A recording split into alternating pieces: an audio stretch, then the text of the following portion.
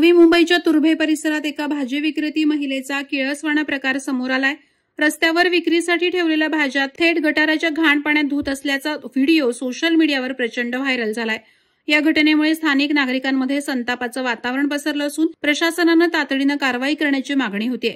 मिळालेल्या माहितीनुसार तुर्भे येथील डॉ. बाबासाहेब आंबेडकर कमानीखालील रस्त्यावर हा धक्कादायक प्रकार घडला।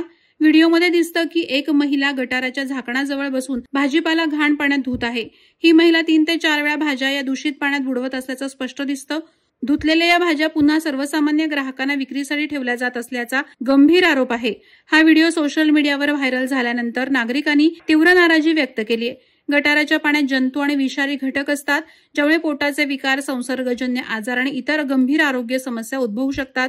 या घटनेमुळे रस्त्यावर विक्री होणाऱ्या खाद्यपदार्थांच्या सुरक्षिततेवर पुन्हा प्रश्नचिन्ह निर्माण झालंय। यापूर्वीही लिंबू सरबत आणि पाणीपुरी विक्रेत्यांचे असे धक्कादायक व्हिडिओ समोर आले होते।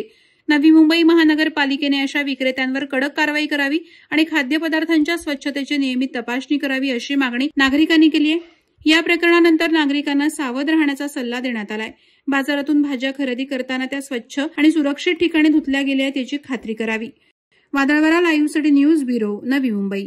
नवी मुंबई व रायगड जिल्ह्यातील ताज्या बातम्या आणि घडामोडींसाठी सबस्क्राईब करा वादळवारा लाईव्ह चॅनल आणि दाबा बेल आयकॉन।